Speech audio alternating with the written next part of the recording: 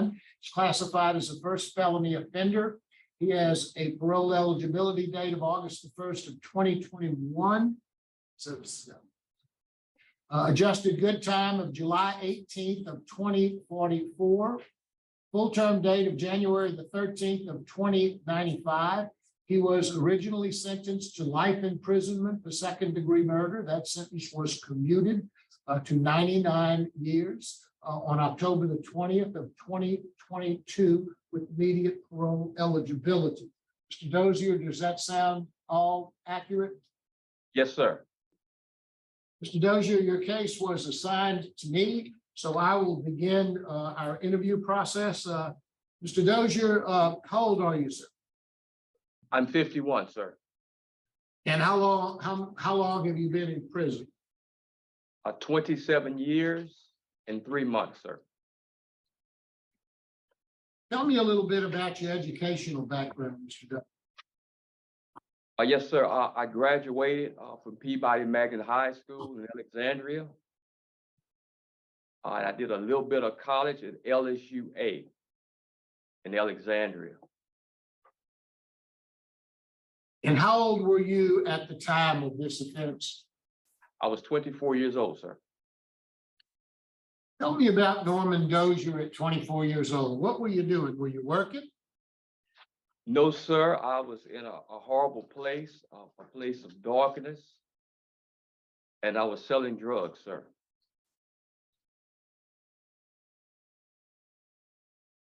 Were you using drugs?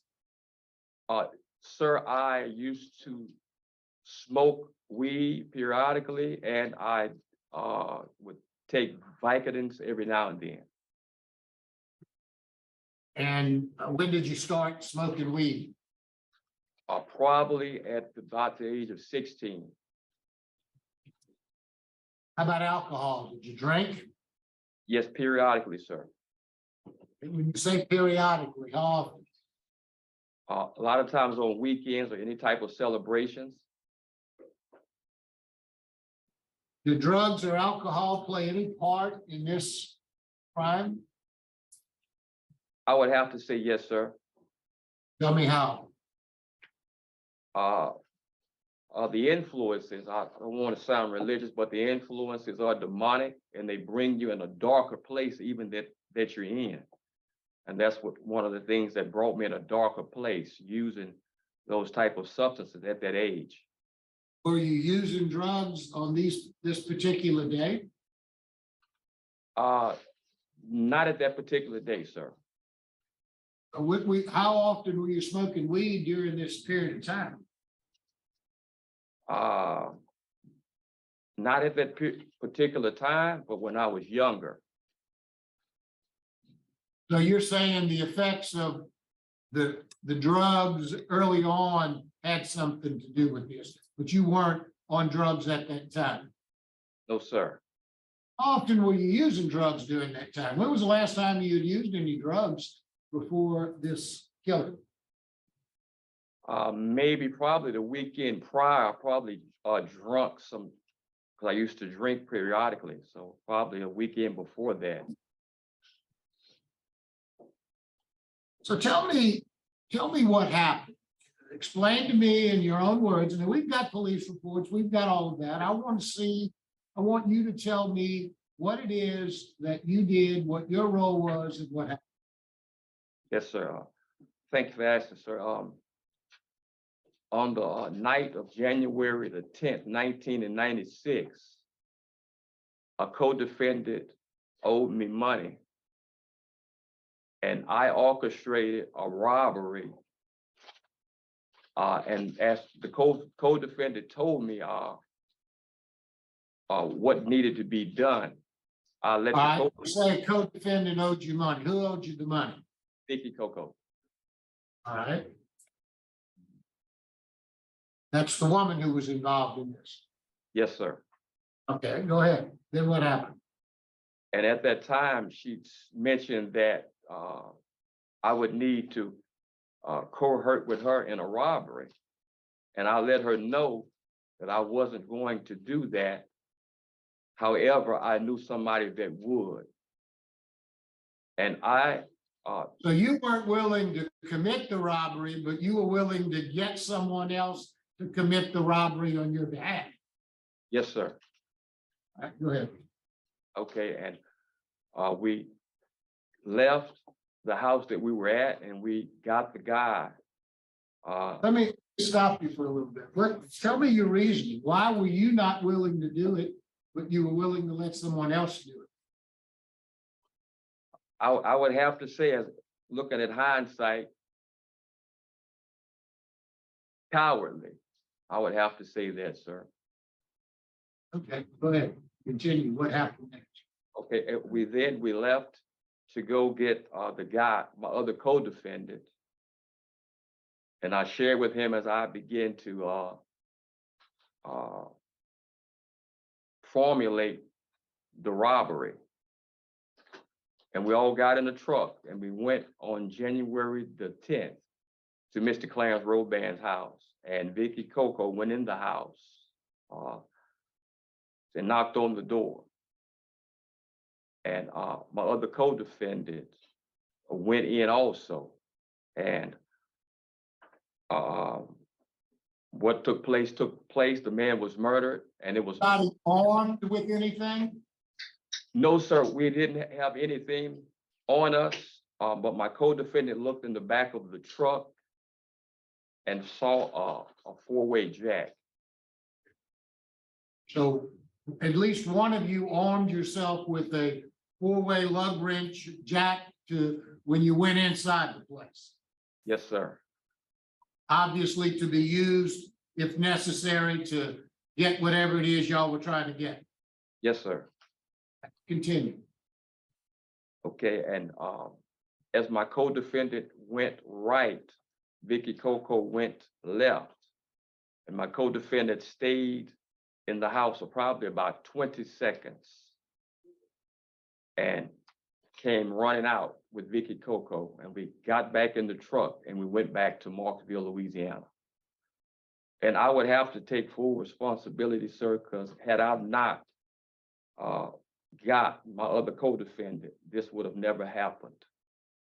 You have learned what happened to the victim in this case. He was brutally murdered, wasn't he? Yes, sir. How did you learn that? When did you figure that out? I figured that out when the newspaper and the news came on that he was brutally murdered.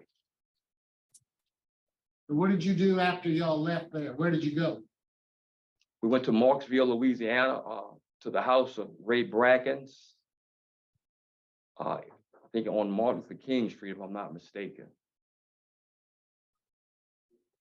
Didn't someone send Miss Coco back in, get money and to get some items out of the house?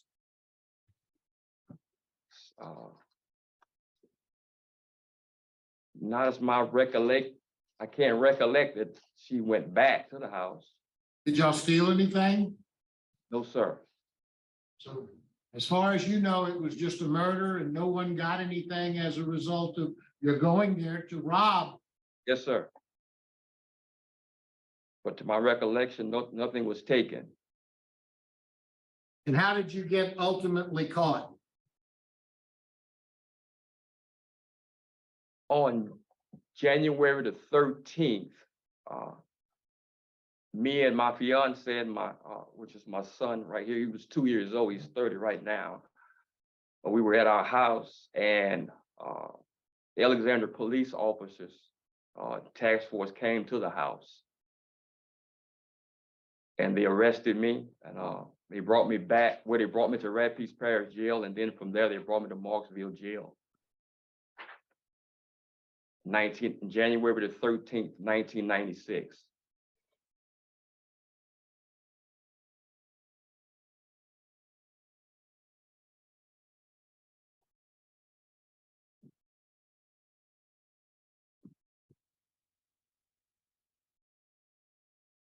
Did you go to trial? Did you plead guilty? No, sir. I went to trial, but we went to court. I didn't plead guilty. I got found guilty of second-degree murder.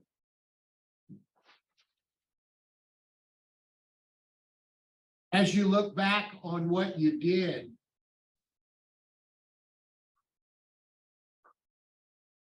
what motivated you to, you say you weren't drinking or you weren't on drugs or anything. What motivated you to get these several people to go over there and rob the victims? Mr. Marabella, all I can see, as a pastor now, is just pure evil. I was living in a dark place, and my mindset was twisted, which caused me to make horrible decisions at that time. And I was just motivated by just being in darkness, sir. Let's talk a little bit about what you've accomplished while you've been in prison. What are some of the programs that you think have been the most helpful to you while you've been in prison? Number one, I would have to say the trauma class that I'm in right now. It's very, very powerful. I'm thinking that Warden Amble might have instituted it in, but it's taught by Ronald Marshall, and it's revolutionizing Angola, and it's showing the trauma that was caused, and what also causes stress and causes all kind of other things to go on in you, and how to release that and relieve that. So tell me about how that's affected you. Oh, it's affected me like this, several ways, sir.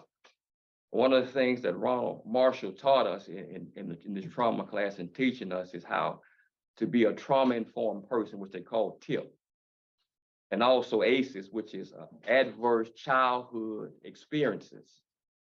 We begin to learn our ACEs, we begin to understand how those things that we grew up with affected us, and it causes us to be able to deal with that and begin to be better people. You indicated that you did drugs, you drank a little bit, took some pills.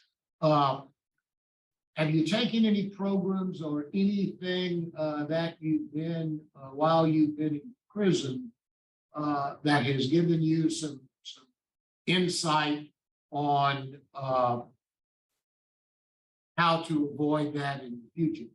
Yes, sir. Thanks for asking, Mr. Marabella. I've taken substance abuse classes. I not only take it, I teach Celebrate Recovery as a social mentor here in Angola, which is a substance abuse class. And I've also been blessed by God's grace to create a curriculum called Recovery by Grace, which is a substance abuse curriculum that God allowed me to create right here, that we're teaching here, and that several men here in Angola are being blessed and being set free from addiction. And I'm also a part of New Men's Ministry, by orchestrated by Gordon Newman. Those are just a few of the things that I've done concerning substance abuse. Tell me what you teach in that program. Tell me what you're teaching to the other inmates, or what you're trying to instill in them. Okay, I'm teaching first of all, the curriculum that I teach, Recovery by Grace, it's faith-based, and it's Christian orientated, and I make it known to them. Everybody's on drugs or in bondage, and they're looking for a high, and they're constantly chasing that high. But the most high is the high that they're looking for, that everyone has a hole in their heart that needs to be filled by the Most High. And as I begin to show them these principles and begin to show them my life, how I was once in darkness at a young age, and how God has transformed me from a seller of dope into a giver of hope, that I'm able to give them hope when they begin to see my life. Mr. Dozier, you were in the Army, is that right? Yes, sir. You're a Vietnam vet? Yes, sir. No, not a Vietnam vet, sir. No, so my dad was a Vietnam vet. Oh, Dad was I Vietnam. wasn't even born in Vietnam. I was Okay. born in 1971. You were in the United States Army. Did you Yes, get sir. honorable discharge? Yes, sir. How long were you in the Army? I was in the Army 2 years, sir. Now, you're a mentor for the reentry court program? Yes, sir. Tell me about that. Yes, thanks for asking, sir. I think that the reentry program is the greatest program on the planet.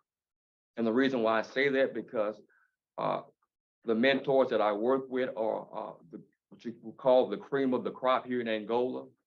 It's handpicked guys that have, most of them are Bible college graduates or pastors.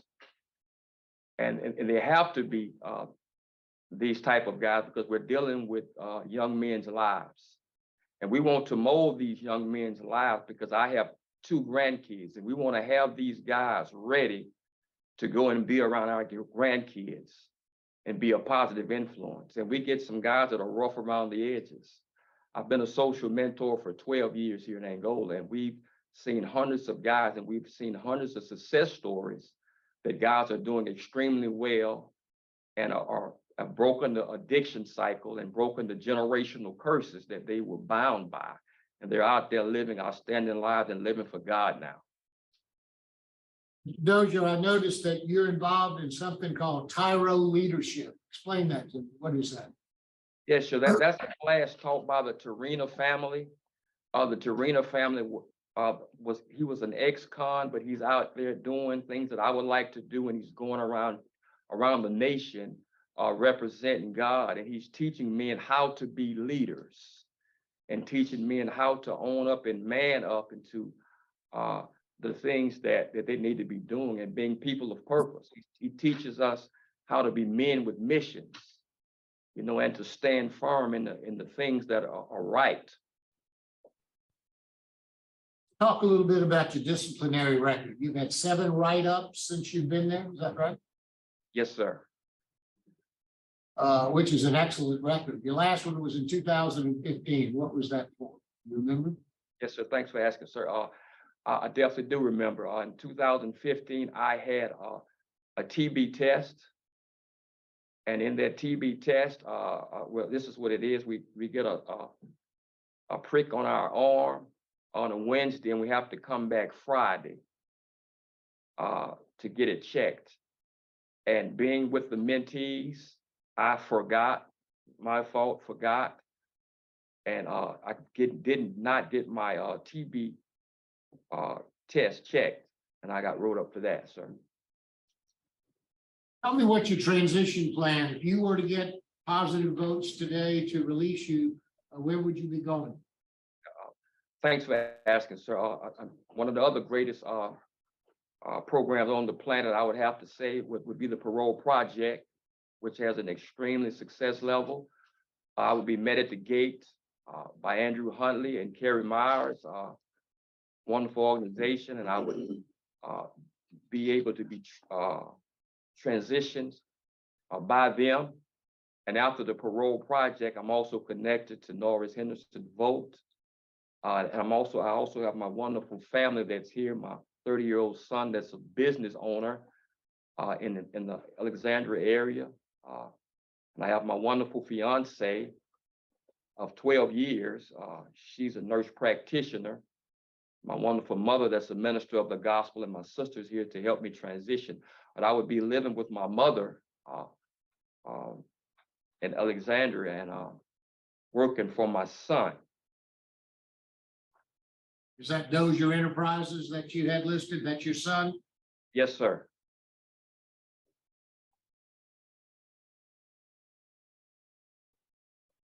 Mr. Dozier, what would you say if you had an opportunity to say something to the family? Yes, sir. Program. Yes.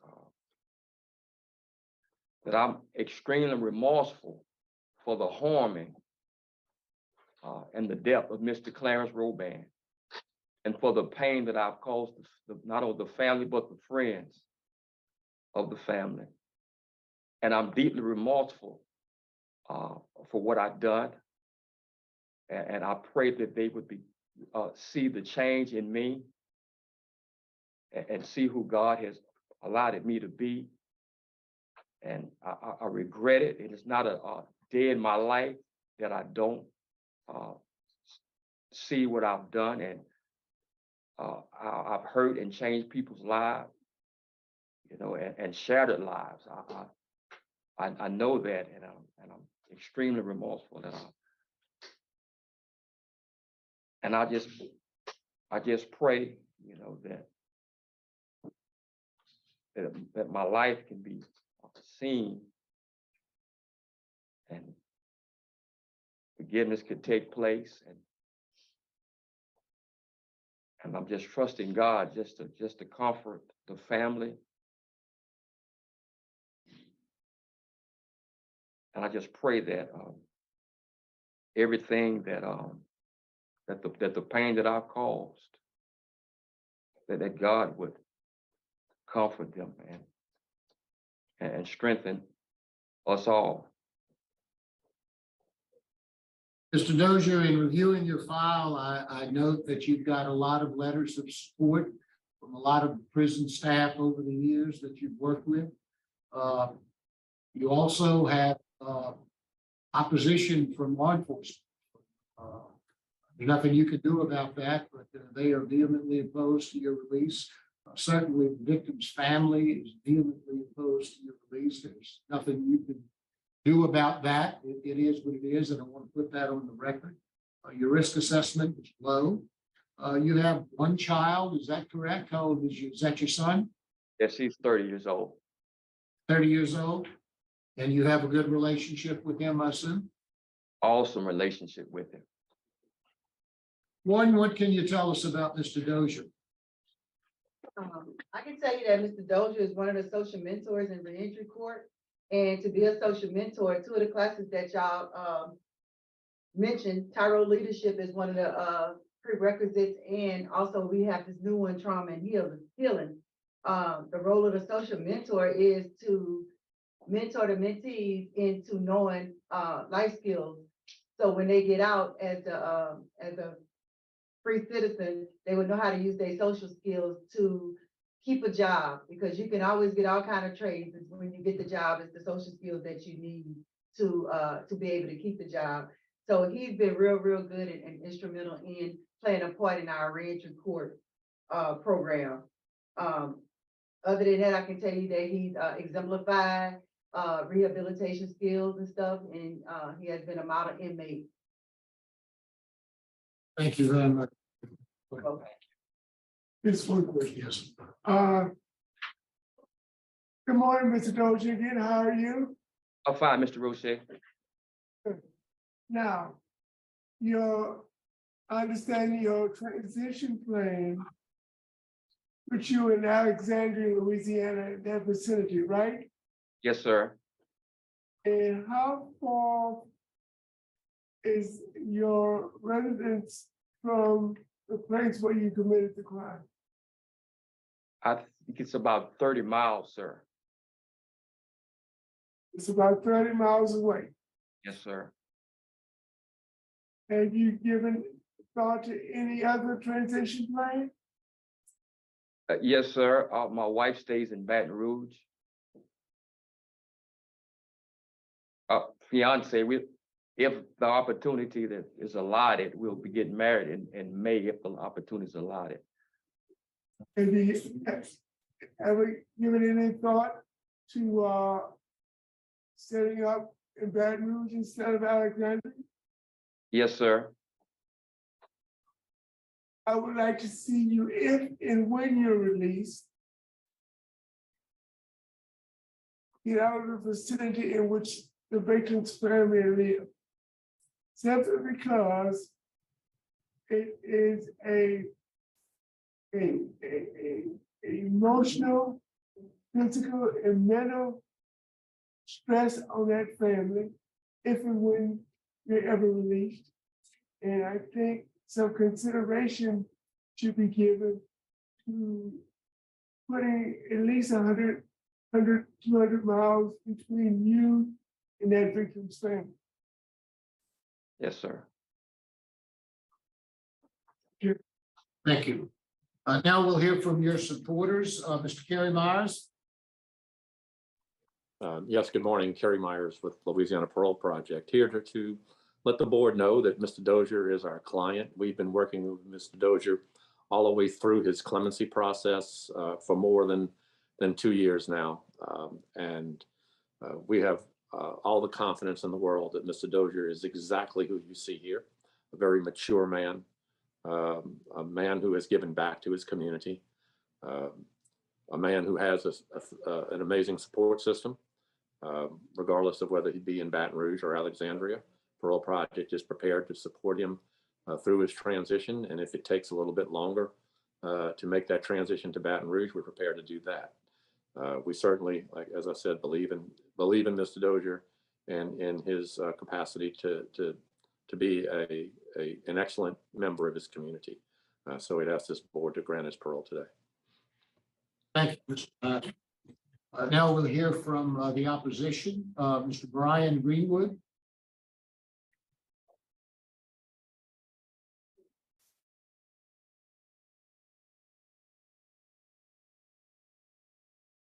Good morning, Mr. Greenwood. If you would give us your full name and tell us what you'd like us to hear. What was the last? Tell us what you'd like us to hear. Oh, thank you. My name is Brian Greenwood. I'm the grandson of Clarence Roban. And today I would like to provide you with a little bit additional information based on our. I'm going to start with the fact of the word W-O-R-D. The word word mean, I'm not going to go into meaning, however, words have meaning.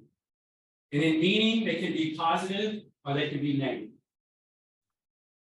People mean things, say things, but at times you don't see the action.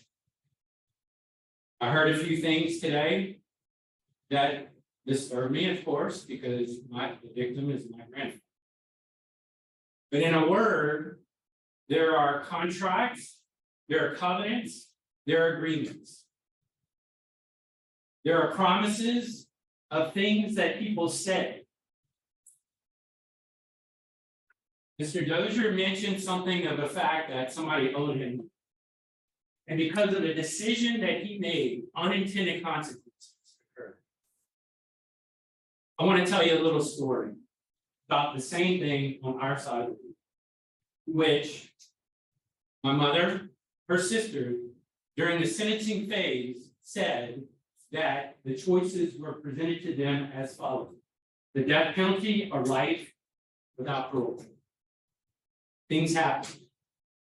They chose the opportunity of life without parole because of the values that they have. Words, unintended consequences have occurred because it was to them. And the reason why I'm here and not because she is deceased is the fact that words of the unintended consequences of them giving life and not pursuing the death penalty, we're here today as unintended consequences on our side. That conversation. I want to make it known that that is what the decision of our family made at that time. I want to talk about my grandfather real quick. The values of hard work are instilled in myself, my brother, and my cousin.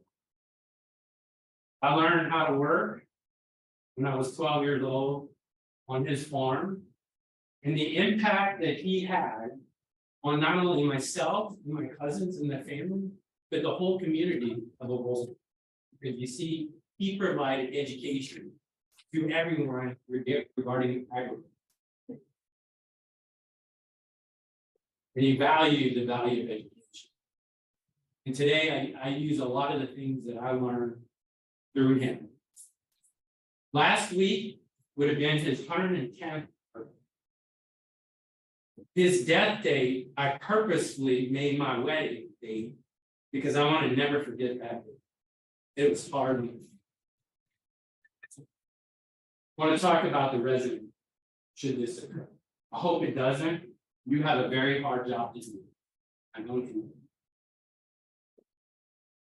But the facts are these, we have a large. And to your point, sir, appreciate your comments, because we have family almost in every corner of Louisiana. And to say that 30 miles from where murder occurred is not acceptable. Is that that's close proximity. And looking at other places inside of Louisiana, an hour and a half drive, 2-hour drive, you draw a circle around that epicenter. We have family. So I don't know how that resident plan is gonna work. Should you decide going in that direction, which I hope you consider opposite of that. The last thing is that it's hard to see on our side the facts of words, because we committed through my mother, her sisters, about doing what was right and what they felt at that time, because they were life-giving. They were all in education. They educated everyone in their classes. It's hard to see outside of words, which we have seen the action of. The final thing I'll say is this: unintended consequences. There were 4 of them, and one of my 4 young folks, probably less than 30, less than 20. I don't care. And an 82-year-old. 4 against 1. That's absurd to say that. And if there were a problem, and they were to just ask and say, "Excuse me, sir, could I borrow $20? My grandfather would have given them $20 right there to be done. That's the type of person. This is a hard decision. I'm going to tell you, I can only do what I can do. And you can only do what you can. I appreciate the responsibility and the weight on your shoulders, but I would hope that you would take into consideration the things that we have sent you to review on our side, and the things that I say, my cousins are about to say, into consideration that this may not be the right decision about letting someone go based on crime that was unintended. Thank you for your time. I appreciate it. Ms. Nell Wilson Albritton.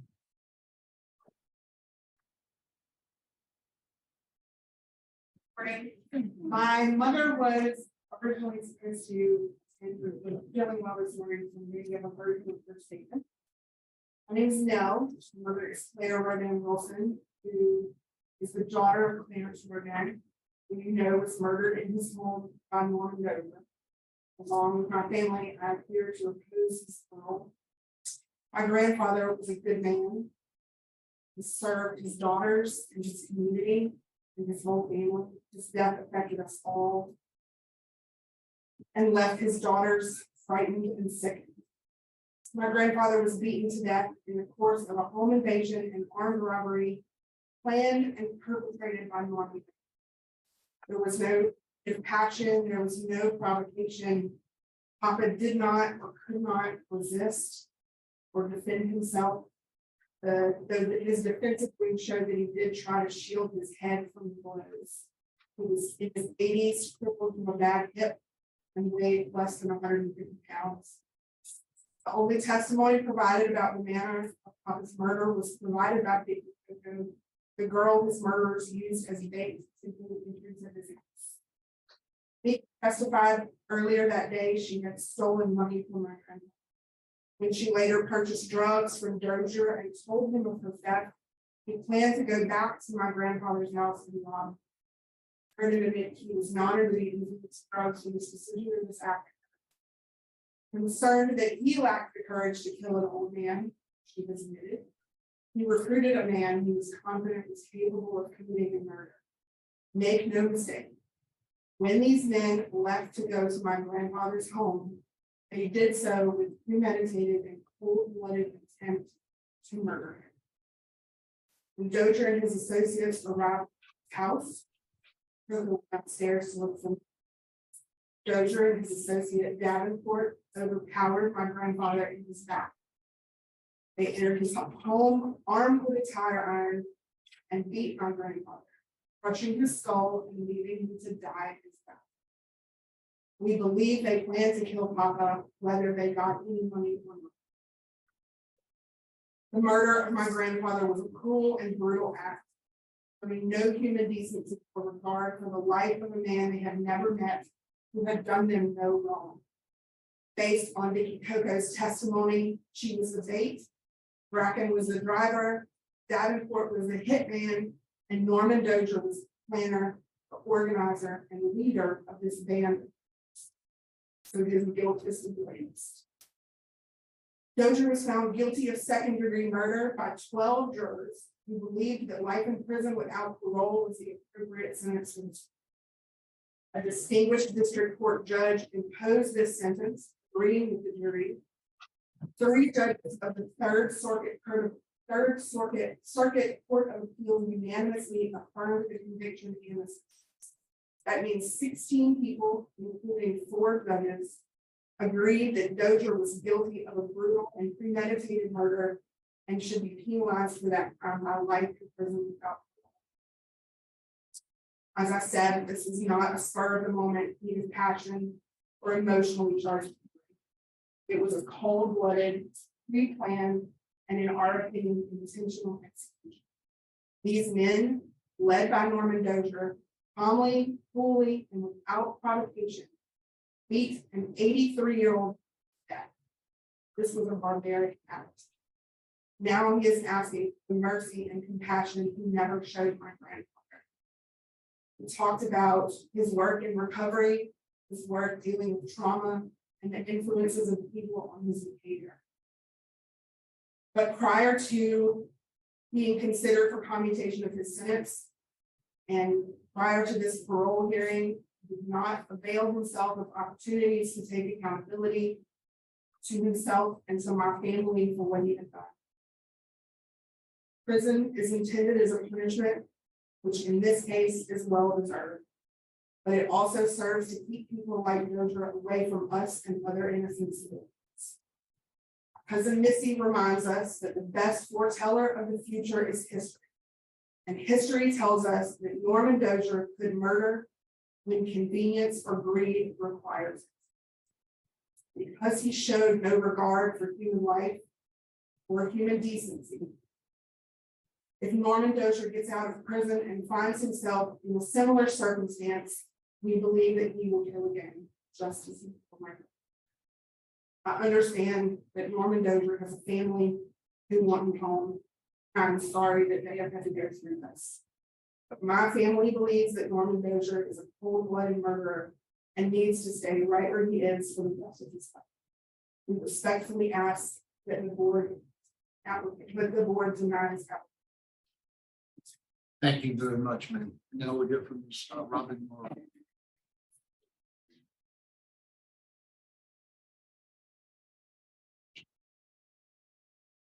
Morning. I'm Robin Morrow. I'm the grandson of Clarence Roban. I'll tell you a little bit about him. I'm the eldest of the grandchildren, and he was a role model to me. It kind of begins with his story. His story is a young boy coming up in a large family, and the only one of 8 that goes to college. It's a scholarship. Graduates from LSU with honors, goes to a Balls Parish, becomes an agriculture teacher. Marries his wife, Emma, which is a teacher also. She's a teacher also. They teach in Hesmer and they raise a family of 4 girls. They educate those girls who all become teachers. And he has a big impact on their lives. Also in his community, he has a big impact. Nobody talked about his church today, his Catholic church, that in 1959, he was on the building committee to build a new church at St. Alphonsus in Heston. I'm inspired by him because I became an ag teacher also. I retired after 32 and a half years of teaching ag, and I'm very blessed to have had him as a mentor. I'm the young man that found him sitting on that commode, having been hit by a tire tube. I'm the young man that testified in the 4 trials that went on and was devastated by his loss. See, because I had lost my wife 2 years before that with breast cancer, and she had left me with 2 young kids. This was a sad way to take away his life.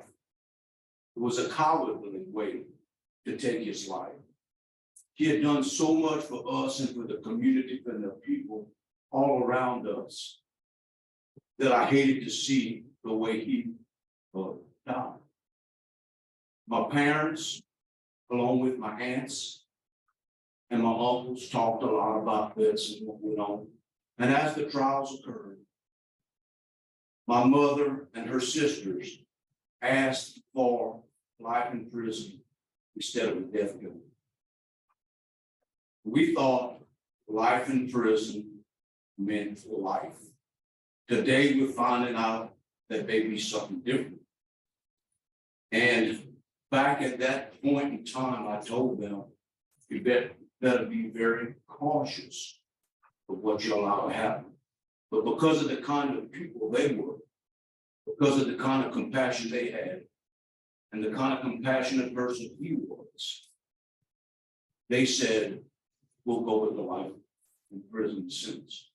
So I want to say today that I respect the job that you do up there. And I hope that you would continue to keep Mr. Dozier incarcerated. I know he's done rehabilitation and done all kinds of things. We all make mistakes. We have to pay for our mistakes. And we thought the result we're going to get life in prison. So I thank you for your time and your effort. Thank you very much, Mr. Morrow. We appreciate your comments. Mr. Dozier, is there anything you'd like to say before we vote? Yes, sir. That I'm deeply remorseful for the harming and the death of Mr. Clarence Robban, and for the pain that I caused the family and friends. And that it was deep remorse that compelled me to spend every waking moment of my life allowing God to work on me from the inside out, that I might become a person of purpose, that I'm not that selfish, inconsiderate, immature 24-year-old that was a part of the problem, that I've become a selfless, considerate, mature man of God that's a part of the solution. And if given the opportunity to make parole, I would make this honorable board, my wonderful family, and my community very, very proud. Thank you very much, and God bless you.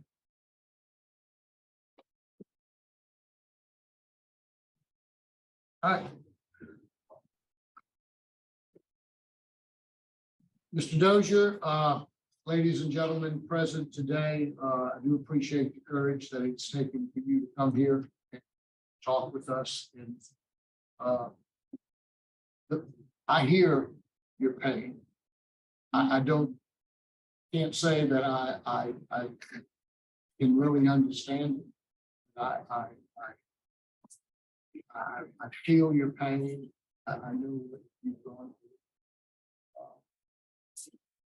We all have different roles in the criminal justice system. Law enforcement has a particular role. Defense lawyers, prosecutors have a particular role. The judge has a particular role. Legislature has a particular role. And the pardon parole board has a particular role. And while we are to consider the horrible facts of this case, crime that this man has committed, this board's responsibility and obligation is to look and see who he is today, in comparison, in light of all of the factors that we take into account. And in looking at Mr. Dozier and the things that he's been able to accomplish in the last 27 years in prison, he has a good disciplinary record. He's got excellent comments by the warden, prison staff, of the things that he's been able to accomplish while he's been there.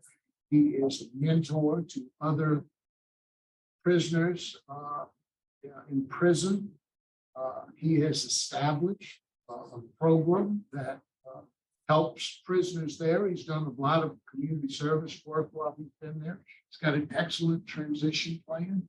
The things that this board needs to look at to determine whether or not he has earned through his work in prison a chance at parole.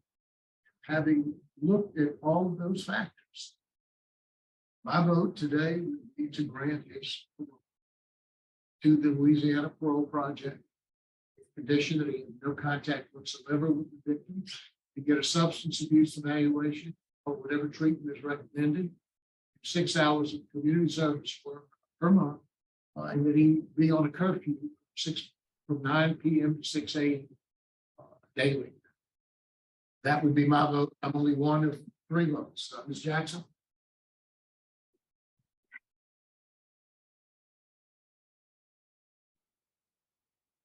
I'm really torn. These cases are always hard, always hard. I was a criminal court judge for 28 years. I've only been on this board since 2000. But I can tell you that the decisions that I've had to make on this board are more difficult than any decision I've ever had to make as a judge. And even had to impose a pronouncement of death sentence on someone. So don't take this process lightly enough to know that this is a hard day for the family. It always is. But previously, this board reviewed Mr. Doe's case and made a recommendation to the governor that he received a commutation.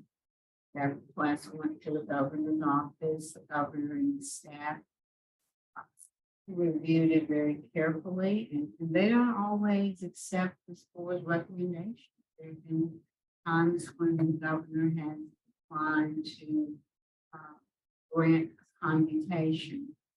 But in this case, the governor and the staff came to the conclusion that Mr. Dozier had demonstrated enough by his actions over the last 27 years that they believe that he was a suitable candidate for commutation.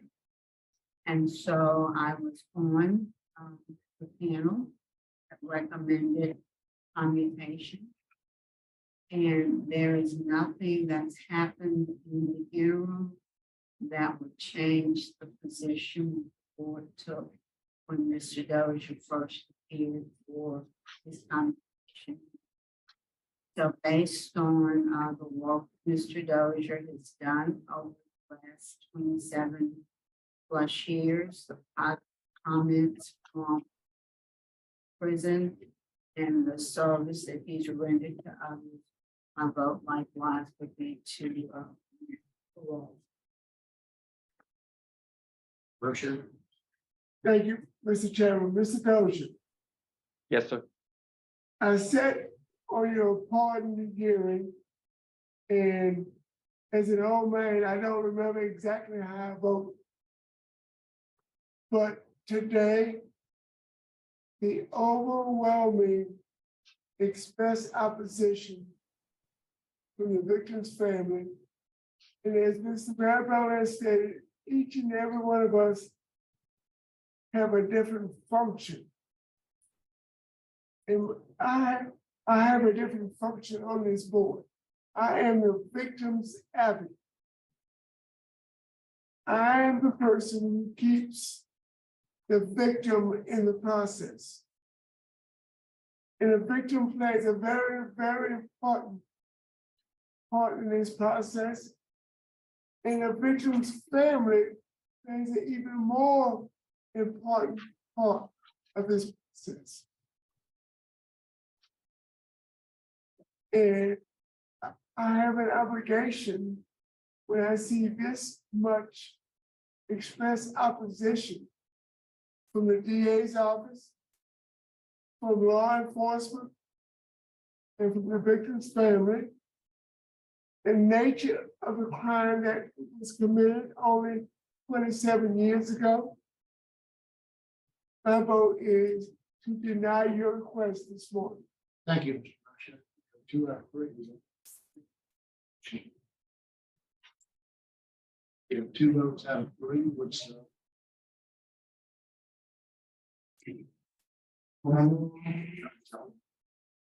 Mr. Dozier, you've received 2 of 3 votes to grant your parole under our rules and guidelines. Your parole has been granted today. Good luck to you. Thank you, sir. Glory to God.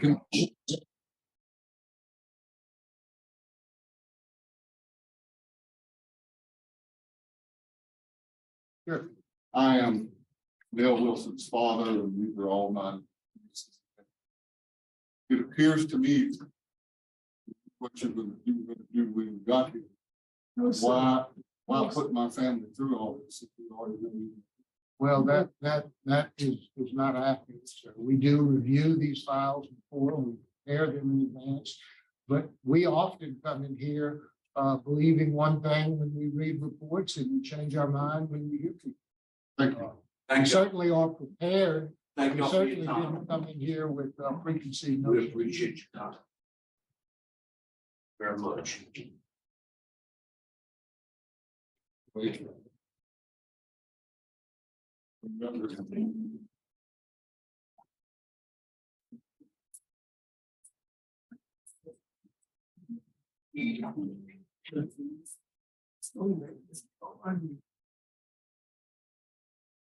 So.